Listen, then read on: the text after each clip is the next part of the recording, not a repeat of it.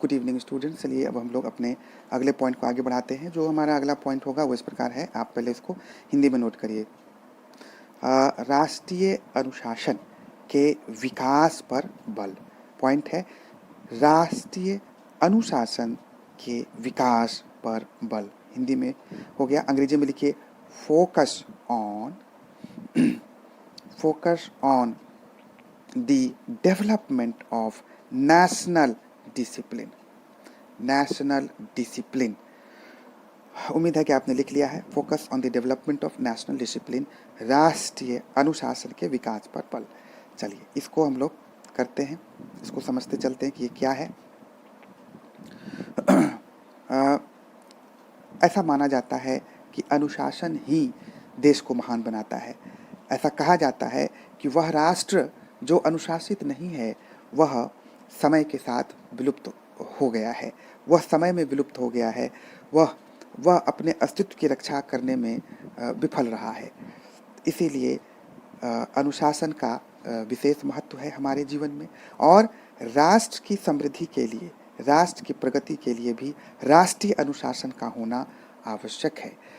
यदि राष्ट्रीय अनुशासन को महत्व नहीं दिया जाएगा तो राष्ट्र अपने किसी भी राजनैतिक, सामाजिक अथवा आर्थिक उद्देश्यों की प्राप्ति नहीं कर पाएगा। किंतु राष्ट्रीय अनुशासन की स्थापना करने में सबसे महत्वपूर्ण भूमिका किनकी है? यदि हम गौर से देखें तो राष्ट्रीय अनुशासन का विकास तब तक नहीं किया जा सकता जब तक कि उस देश के, उस विशिष्ट देश के नागरिकों को राष्ट्रीय अनुशासन के महत्व के विषय में ना बताया जाए। यदि किसी देश के नागरिक को राष्ट्रीय अनुशासन की क्या उपयोगिता है, इनकी क्या विधियां हैं, कैसे राष्ट्रीय अनुशासन को अपनाया जा सकता है और राष्ट्रीय अनुशासन के लिए व्यक्ति की क्या भूमिका होगी, व्यक्ति का क्या कर्तव्य होगा, यदि इसका ज्ञान उन्हें नहीं कराया जाएगा, यदि प्रत्येक व्यक्ति को अनुशासित रहने का ज्ञान नहीं दिया जाएगा, तो फिर राष्ट्रीय अनुशासन की कल्पना भी नहीं की जा सकेगी। वास्तव में व्यक्ति के अनुशासन से ही व्यक्ति के अनुशासन से ही राष्ट्रीय अनुशासन निर्मित हो पाती हैं। इसीलिए व्यक्ति का अनुशासन होना बेहद आवश्यक है।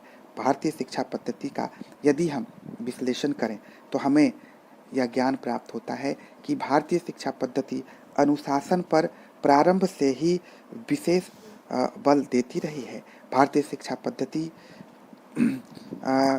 के पाठ्यक्रम का विश्लेषण यदि हम करें तो प्राचीन कालखंड से ही हमें यह देखने को मिलता है कि अनुशासन के विकास के लिए, छात्रों को अनुशासित करने के लिए प्रारंभ से ही विभिन्न प्रकार की विधियां बताई जाती रही हैं और उन्हें यह बताया जाता रहा है कि अनुशासन को सबसे अधिक महत्व प्रदान करना है।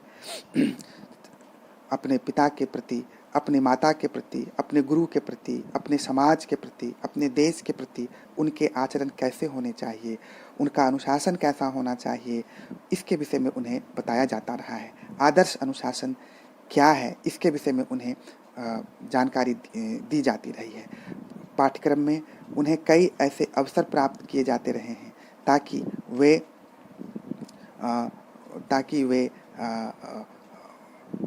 शैक्षिक गतिविधियों में शामिल होकर स्वयं को चरित्रवान बना सकें और देश और अनुशासित होकर राष्ट्र को अनुशासित करने में महती भूमिका निभा सके।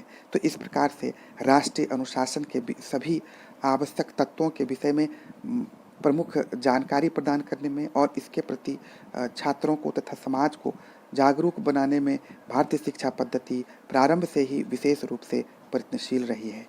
तो बिना राष्ट्रीय अनुशासन के हम ये कह सकते हैं कि बिना राष्ट्रीय अनुशासन के कोई भी राष्ट्र अपने राजनीतिक उद्देश्यों की प्राप्ति नहीं कर सकता, अपने राष्ट्रीय लक्ष्यों की प्राप्ति नहीं कर सकता।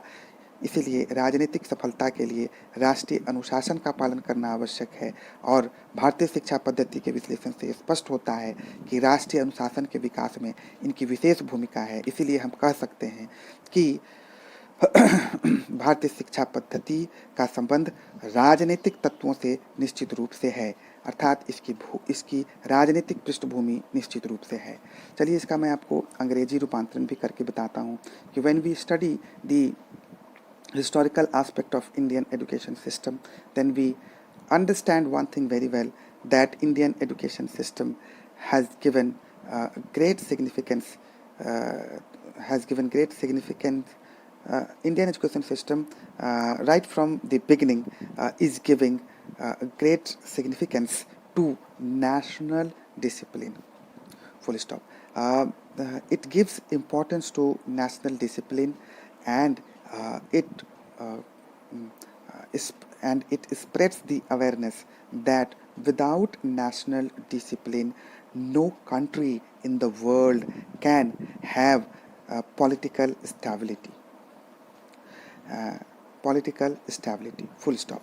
Without national discipline, any state or country cannot fulfill its fundamental political objectives at all.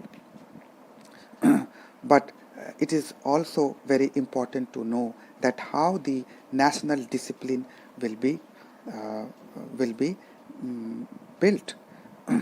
For the construction of national discipline, every individual of the country will play major role. If every person or every citizen of the country will be disciplined, then only the entire nation will be disciplined, and ultimately then the concept of national discipline will be made successful. So to make every individual disciplined, Indian education system has really worked very hard.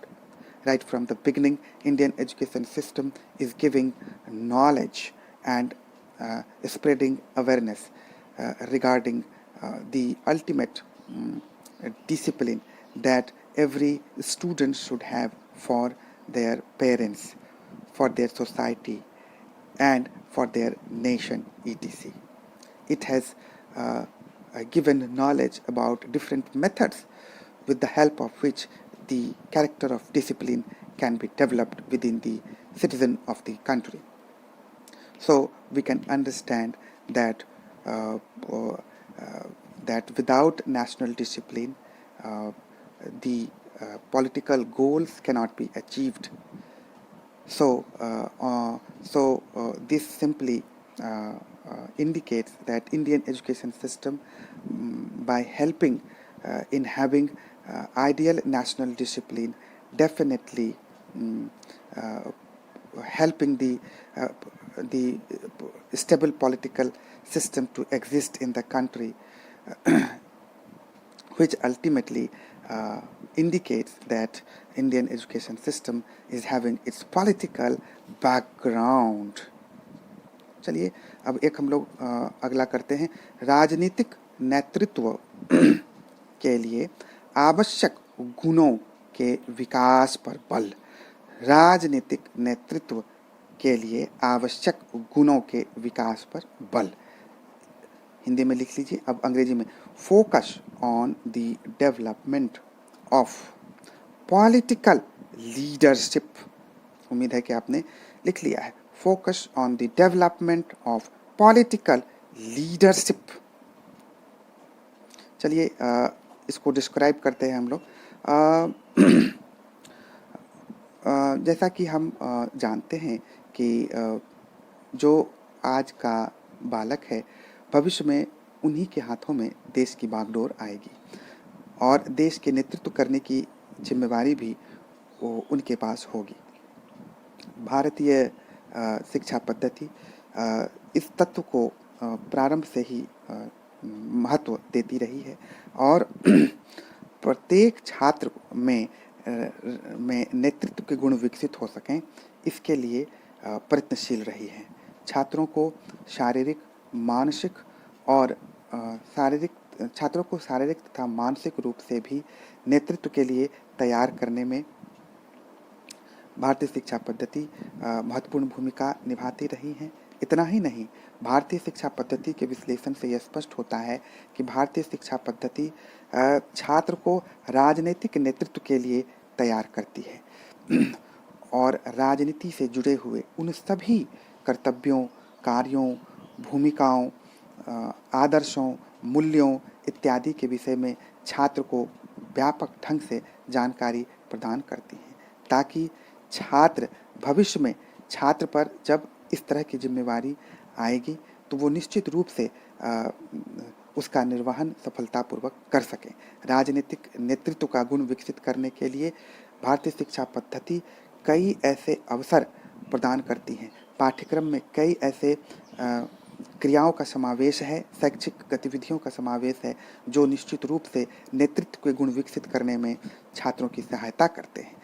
तो इस प्रकार से हम यह देखते हैं कि छात्र को राजनीतिक नेतृत्व के लिए तैयार करके राजनीतिक उद्देश्यों की प्राप्ति में भारतीय शिक्षा पद्धति विशेष रूप से सहायक है, जो यह स्पष्ट करती है अंततः कि इनका संबंध जो है वो राजनीतिक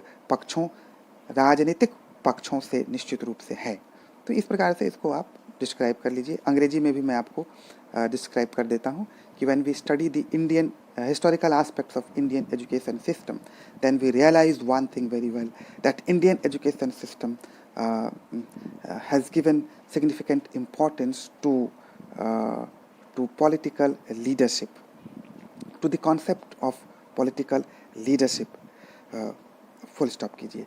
To develop the quality of leadership within each and every individual, Indian education system has played significant roles. It has prepared a child or a student physically and mentally to have the quality of leadership right from the beginning. Full stop. Indian education system gives knowledge regarding all the political duties, responsibilities, ideals, values, belief, which are essential for a person to know, so that in future he can lead his nation successfully. So by making the student or the people by making the student so capable from all the aspects, Indian education system prepares him for effective political leadership, for effective political leadership. ऐसा लिखिए, हाँ. So we can understand with the help of this specific point as well that Indian education system is definitely having its political background. तो इस तरह से इसको आप describe कर लेंगे तो ये आपका जो है समाप्त हो जाएगा. चलिए इस पॉइंट के अंदर हम लोग इस वीडियो के अंदर हम लोग इतना ही रखते हैं. अगले वीडियो में अगला हेडिंग डिस्कस करेंगे. उम्मीद है आप लाभान्वित हो रहे हैं इन वीडियोस से. आपका बहुत बहुत धन्यवाद. Thank you.